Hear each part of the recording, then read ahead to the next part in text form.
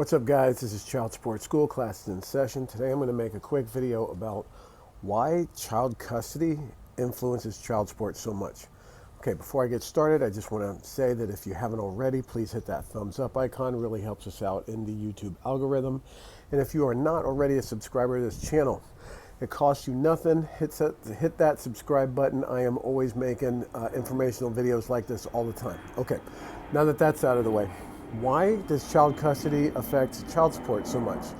Okay, now I'm outside, sitting kind of in the back, some construction noises, some airplanes flying over. Hope it doesn't kind of mess up the audio too much.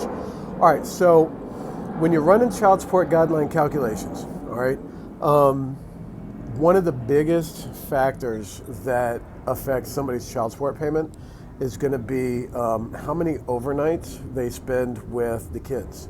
Okay, I guess they wanted to figure out a way, how do we count the time that the kids spend with each parent, and they decided to do it in overnights. So like if you have the child most of the day, but the other parent has a child spending the night with them, then that's their overnight, right? So you got to be careful when you're talking about a settlement for custody, right? If you've got most of the daytime hours, but the other parent has a lot of overnights with the kids, then that can be a problem for you. Okay, so the theory here is that if the child is spending the night with you in a given day or a certain number of times each year, then the assumption is that you probably have provided food, clothing, utilities, transportation, everything else to the child for that entire day. I think that's the assumption that the lawmakers are running under. And so what they want to do is, if you spend all of those out-of-pocket resources on the kid that day, they want you to get credit for that. Obviously not dollar for dollar credit, but they want you to get some credit for that in the child support calculation. And so that's why the child support calculations, most everywhere you go, are going to, a critical part of that calculation is going to be, again, how many overnights in a given year you spent with the kids. So in my jurisdiction, if a parent has at least 20% of the overnights in a given year, or it comes out to about 73 overnights, then per the statute, they're going to get what they call a substantial reduction in their child support. Now, the term substantial is relative because I've seen it come out to be only a few dollars, or I've seen it to come out to be hundreds of dollars in the difference. So I think how substantial that reduction actually is going to depend on the other data that are going in there. How much does mom make? How much does dad make? How much is the health insurance? Are there daycare costs involved? That other data really drives how substantial the decrease in child support is going to be. But when you're talking about how much time you're going to get with the kid, you usually want to always shoot for at least 20% or 73 of those overnights per year with the kid. Now, I'm going to be real. My personal feelings are that it's best for every kid to have 50-50 with their parents in just about 100% of the time. I think that there's only a handful of times where that may not be best for a kid. Like if one of the parents is just truly just personality disorder effed up. But the vast majority of the time, it's going to be best for the kids to have 50-50 with the parents. And I think that's what everyone should shoot for, because if you have 50-50, that's 182.5 overnights per year. You're going to see that huge change in that child support calculation. Again, the exact amount of difference that it's going to make is going to be dependent on lots of other data that are going in. What's mom's income? What's dad's income? Are there child care costs, right? Is there daycare? Who's paying for health insurance? How much is that? Lots of other things. But I've seen a situation where, dad was paying, $1,000 a month in child support. And then, we went through the process. We got him 50-50 with the kid. And, it got all the way down to like, $250, right? So it makes a big difference. But I always tell everybody this, as much of a difference as it makes, the actual out-of-pocket cost that you're going to spend exercising 50% of the time with your kid is usually going to be more than the money that you would save by getting 50-50. So I mean, but most everyone who's listening to my voice right now, if you're going for 50-50, it's because you want to have a relationship with your kid. It's because you don't want to be controlled by the other parent anymore. You don't want the other parent to be calling the shots and determining, what your relationship with your kid is going to be like based on how they're feeling that day. That's how, that's kind of the situation that most people are in when they come to me. And other attorneys like me when they're wanting to, go for custody. But again, a big thing that you have to remember is the overnight custody that you have with your kids, enormous influencer of the child support calculation, what that child support amount is going to be.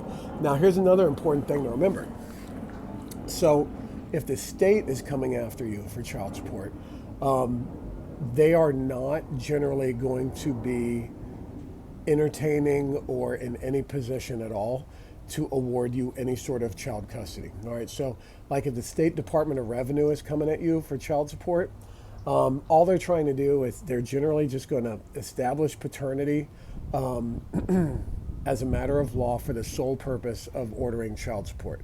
Okay, so you're getting all of the responsibilities with none of the good stuff that go along with it. So generally what happens is if the state's coming after you for child support, you got to know that when they run that child support calculation, all they're going to be doing is running it with your income and some other data points, but they're not going to be giving you any credit, usually, for any overnights with the kids. Now, sometimes I'll see mom will come into these DOR administrative, these state child support establishment hearings, and mom will say, yeah, dad, they spend the weekends with dad, right? If that's happening. But, a lot of times mom's not allowing contact for whatever reason. And sometimes if mom comes in and acknowledges under oath that, yeah, dad's exercising time, he should get credit for that time, then the DOR will sometimes go ahead and include that in their calculation. But here's the problem. A lot of times mom doesn't even show up to that hearing.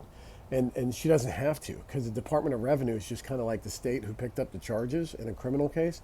They're just running with the case, whether mom's there cooperating with them all the time or not. And so that can be a problem. So usually, the vast majority of the times, what I tell everybody is, hey, look, if you just got served by the state that you live in for some administrative Department of Revenue child support establishment case, you generally want to just go ahead and immediately file a case in the circuit court to establish your paternity, establish parental rights, get a parenting plan, establish some overnight time sharing, some custody of the child.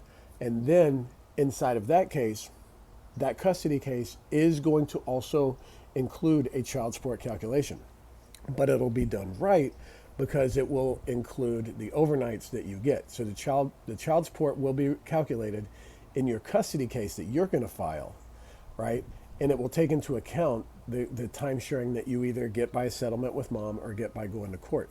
And then when you get that circuit court child support order that goes along with your custody that you just got done establishing, that will supersede, override, take over any state order, Department of Revenue order that they enter against you. At least that's how it works in my jurisdiction. My understanding is it works that way in most other places too. But when you file your custody case in the circuit court, you have to include it in your petition that, hey, look, there's also this other state case against me, right? And I need an order in this custody case that supersedes any order that comes out of that state case, right? That's going to be very important language to go into your petition so that your judge in your custody case knows that he needs to specifically put language in his order that overrides whatever the state hit you with for this. Now I'm going way into left field and past the bleachers here on this video about child custody influencing child support. But there's so many nooks and crannies, there's so many nuances here that there's a million rabbit trails to go off on, and they're all valuable information that everybody needs to hear. All right, but the problem is there's nowhere, no one's talking about this. There's no pamphlet that you can get at the courthouse that's going to really get into this. And so, we put out as much information as we can. All right. So, at the risk of going on for an hour, I'm going to cut it here. But look, if you haven't already hit the thumbs up button, go ahead and do that. That really helps us out. Also helps us out if you subscribe. Subscribe to this channel. Again, if you found this information helpful, I've got lots of other videos on this channel just like this. I'm putting out more as often as I can. And again, once we hit a certain number of subscribers and public watch hours on this channel, I'll be able to add a subscription feature where for an extremely small rate, people will have access to much more in-depth video content, walkthroughs, how-tos, and going through their case, whether they're fighting child support, whether they're modifying child support, whether they're moving to established custody. There's a lot of, like I said, a lot of information, a lot of nooks and crannies that people need to know about. That's just really hard to get if you can't pay thousands of dollars for a retainer to an attorney's office. That I really want to be able to provide, under this subscription feature. So be on the lookout for that coming up soon. I'll link to it in the description of all my videos once that becomes available and opens up. All right. Anyways, guys, appreciate you hanging through to the end. Class is dismissed. I will see you in the next one.